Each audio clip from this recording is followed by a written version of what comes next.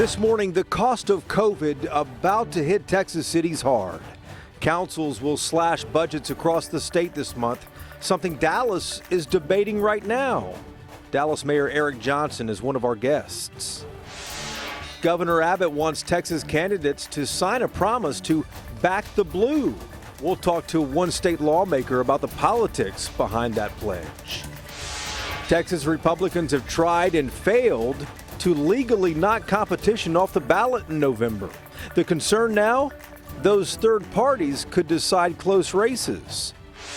And Beto O'Rourke unplugged the races that are most realistic for Texas Democrats to win in November, and the one Texas staple that he has given up over the summer. Inside Texas Politics with Jason Whiteley starts now. And good Sunday morning to you. Before we get to our guests, let's first get you caught up on what's happening politically in our state. Massive cuts could be coming to state services that millions of Texans rely on. Healthcare and food programs for low-income Texans would be slashed under proposed state budget cuts. The Dallas Morning News reported this out the other day. Women's health programs and funds for food banks also face cuts, the paper reported. All that currently under discussion. If President Trump gets reelected, Trump said he will consider Ted Cruz for a seat on the U.S. Supreme Court. You know, Cruz is an attorney and was the state's former chief litigator as a Texas Solicitor General. Trump said he would put Cruz's name on a short list if he gets a second term. The senator said he was humbled by the consideration. And the three largest cities in North Texas now without police chiefs. Dallas Chief Renee Hall resigned a few days ago, not long after she lost support on city council. Fort Worth and Arlington police departments also searching for new chiefs after their veteran leaders left. Potentially tough spots to fill with the scrutiny that many departments now face. And we actually begin with Dallas this morning. Cities across the state face some hard decisions this month. The cost of COVID has crippled city budgets in a lot of places. Cuts are coming in many cities, and citizens might not like them.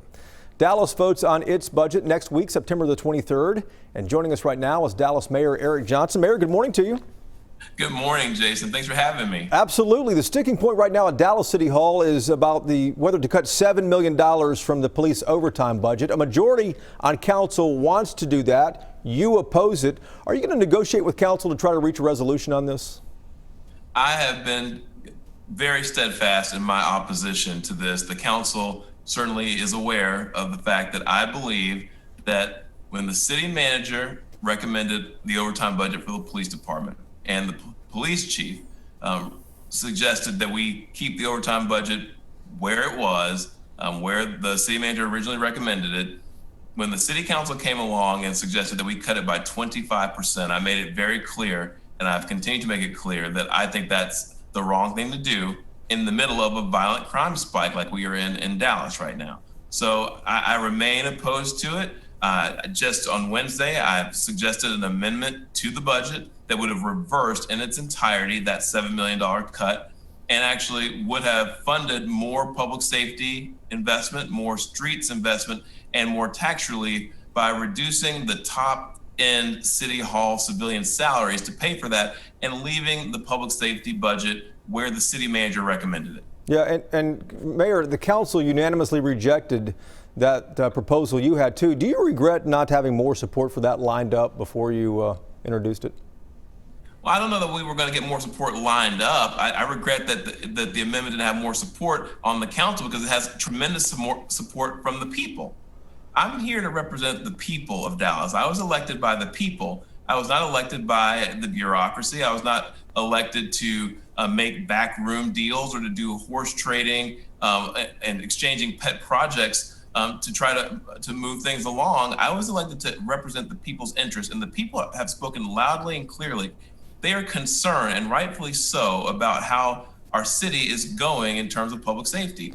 Aggravated assaults up 30% this year over an already high year last year. Murders on pace to exceed last year's amount, which was a record high for the past 12 years. Right. People are tired of it. They want to see something done about it. They want to see something done about crumbling streets. They want to see tax relief.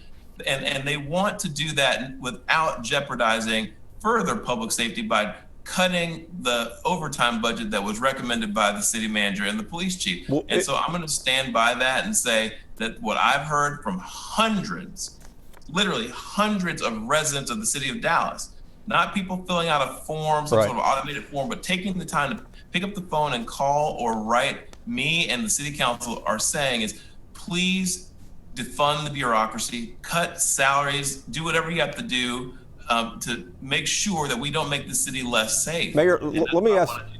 Let me ask you this: is there room for negotiation on this $7 million cut between you and council? I've been willing to negotiate and been willing to compromise. In fact, my most recent amendment reflected a compromise. It reflected my willingness to not be wedded to any particular way to cut the salaries I initially suggested, and I think I still stand by. Okay. I don't think we should cut salaries for anyone who makes less than $60,000, and I don't think our salary cut scheme should involve any further furloughs or layoffs. But I was willing to concede to the city manager at full discretion in how he wanted to arrange those salary cuts to generate the money we would need to pay for that additional public safety investment, Right. streets, and tax relief, and then we could preserve the $7 million in overtime. Now is just not the time to defund the police. You can call it what you want to. It's taking money that you don't have to take from the public safety budget, where the public safety experts in the city, our police chief and our city manager have said we don't need to be cutting that when there are other places to get that revenue. And Mayor, I've identified a very easy place to I get want to it. ask you this last thing here. Several people have made this observation to me, saying when you ran for mayor that you really ran on a campaign of everyone working together. And they say the vibe down at City Hall is not really very harmonious right now. How do you explain that? Well, there are a lot of stressors on our city council and on our city right now. We're in unprecedented times. We're dealing with unprecedented challenges. We're dealing with a serious violent crime spike Right. that has been going on for a while. We're dealing with a global pandemic. We're dealing with a recession. People are out of work. This is a very, very challenging time, and people are stressed. But civility does not mean always agreeing. And unity and working together is important, but not to sacrifice fundamental principles of government. Gotcha. Good sound budgeting is a fundamental principle that I believe in, and I believe that public safety is our first and foremost responsibility. So I'm always willing to compromise. I'm always willing to talk. I'm always willing to try to work together. But we can't come together Mayor, around the wrong principles and around the wrong ideas. And I think in Mayor, the middle of a crime spike, cutting $7 million from the police budget is the wrong thing to do. Mayor, we've got to leave it right there. I appreciate your time and good luck to you guys sorting out the budget. Hey, thank you so much.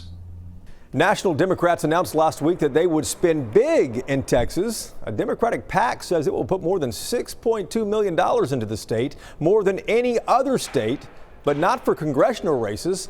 Instead, state house races in Austin. See, Democrats need to win 9 seats to gain a majority control in the state house, and if they can win the state house, then Democrats will have a pretty big say in how districts are redrawn next year. A lot is at stake with all that. Ross Ramsey is the co-founder and executive editor with us from Austin as always. Good morning to you, Ross. Good morning, Jason. How are you? Doing well. Democrats tell me they're feeling pretty confident in these state house races. What will this money go to in the remaining 60 or so days? They have 18 races that they think they're competitive in, and I think probably what's going to happen is, at this time in an election, the target field expands. As they get new polling and things in late September, they'll probably cut this down to a smaller number of seats, but they're contending, as you say, to try to win 9 more seats net, so they'll have a majority. We talked about Democrats a few weeks ago, suing to knock candidates off the ballot. Republicans have tried and failed to do this with 44 libertarian candidates. How concerned are Republicans that these third-party candidates really could decide close races? If you're in a race that's a 2-point race and somebody steals 2 points, that's not good for any of the potential winners or losers. And so they wanted to keep them off the ballot. They missed their deadline, and the judge said, I can't help you, and the libertarians will stay. Good deal. Ross, back to you in just a moment. Thank you. Coming up, Governor Greg Abbott wants Texas candidates to sign a pledge backing the blue. One state lawmaker has something to say about that when we return. And a candid conversation with Beto O'Rourke this morning on the Democrats' best chances in Texas and the one staple he stopped eating this summer. Inside Texas Politics, back in a moment.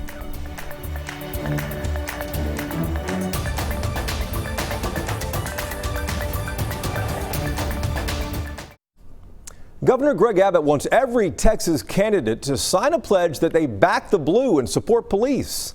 Texas Democrats are now calling on the governor to also throw his support behind other issues, important issues facing Texans. Our next guest is State Representative Chris Turner. He chairs the House Democratic Caucus and he represents Grand Prairie and Arlington in the Texas legislature. Chris, good morning to you.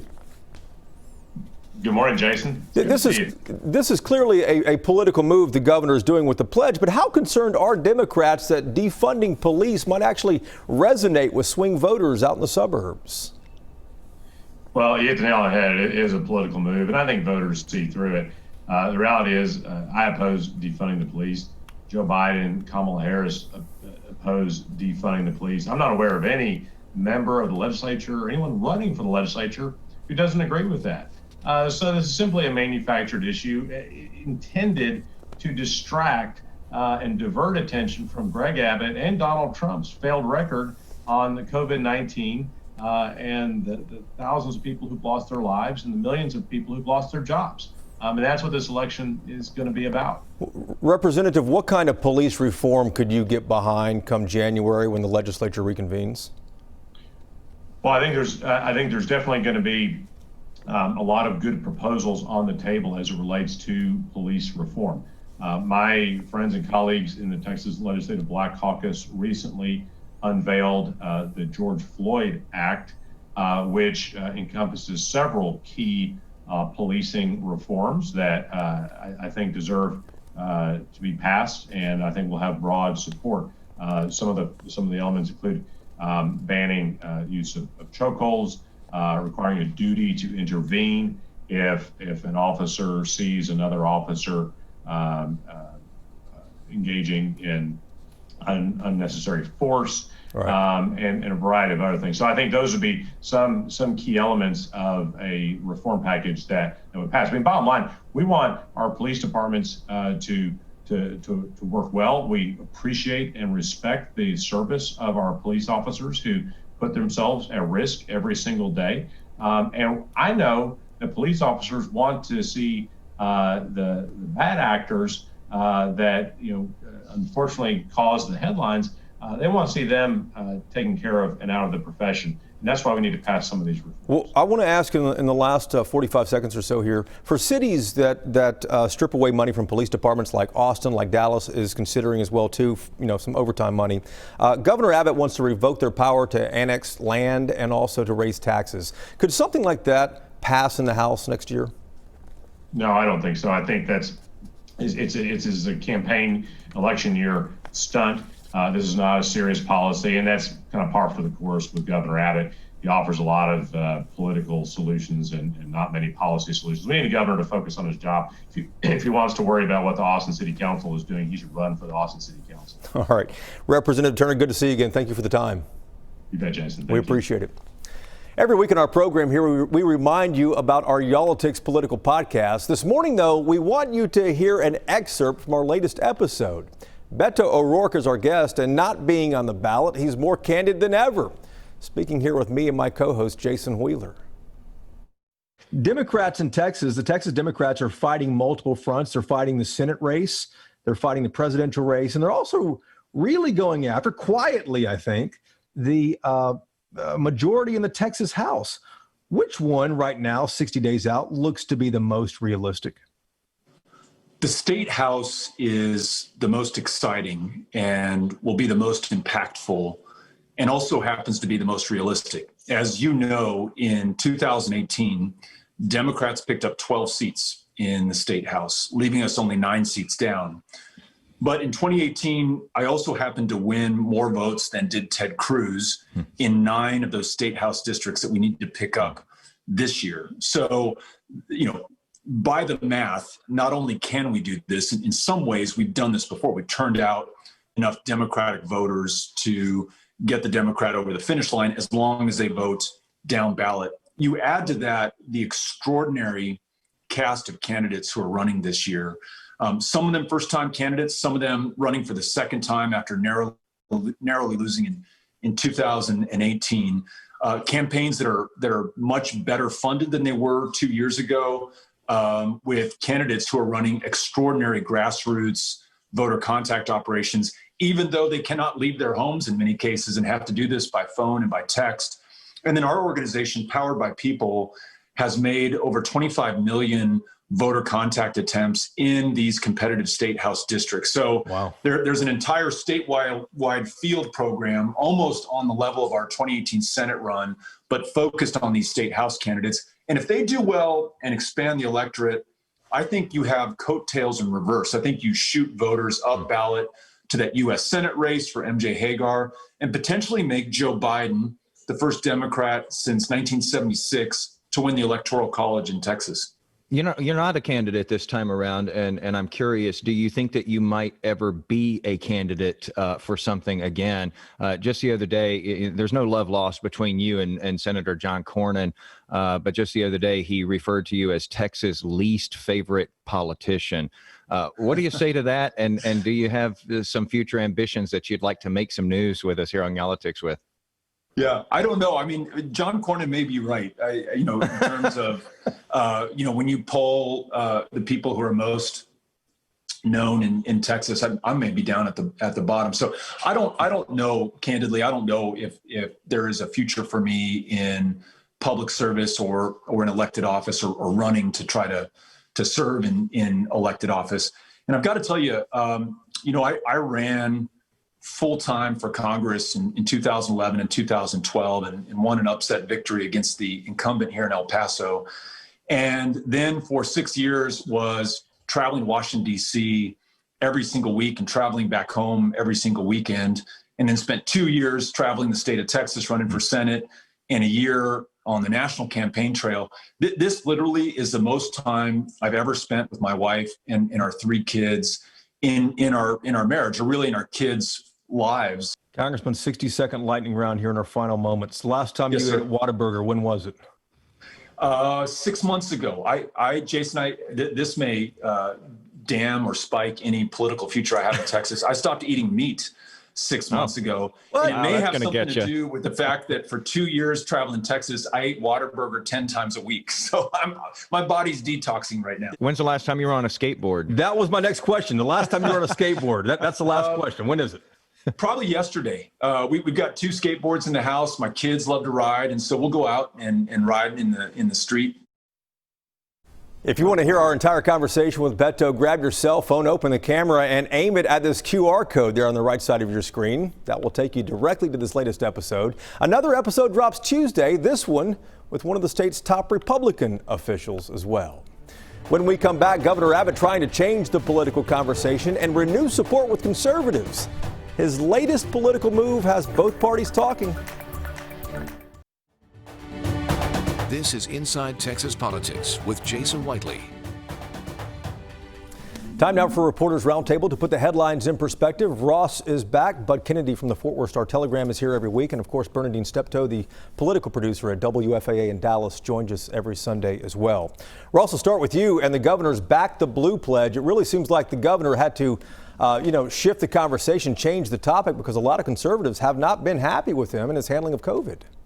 Well, and the Austin City Council and the Dallas City Council gave him an opportunity to do it with their words about defunding the police, whether they actually defunded them or not. It gave him an opportunity to jump onto the law and order bandwagon that the president's on and, like you say, divert attention. Bud, how likely is this to really resonate with voters, those potential swing voters out there? Jason, this is smart. He's playing small ball. Of those, all those swing seats, 4 of them involve Arlington, and other ones in Fort Worth.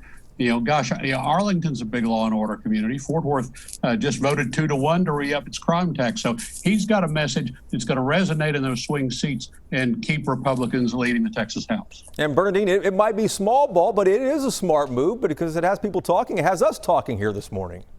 It is an extremely smart move, and it is also an example of what you do when you're the political party in power and use that bully pulpit.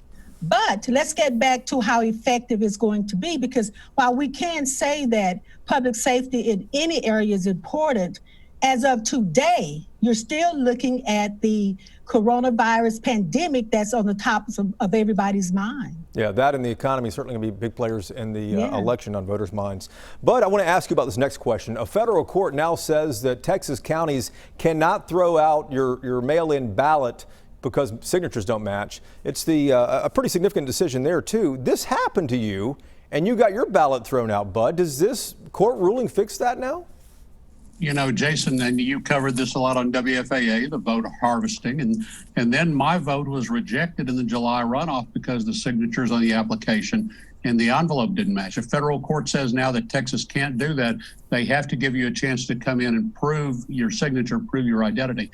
I imagine Texas is going to ask for a stay of this decision, maybe appeal it. It remains to be seen whether this will actually change for the fall election. Ross, do you expect some of these vote by mail issues to bubble back up? They were all the talk in July, and they've kind of gone away here as we get into the end stretch. We're running out of time. You know, there's going to be some appeals and some more court action on this thing. At the end of it, maybe we'll all get bumper stickers that say, "Give Bud the vote." Bernadine, final word. You know what? I think that it's a disgrace that the courts had to come in to tell these parties to ensure that every vote is counted.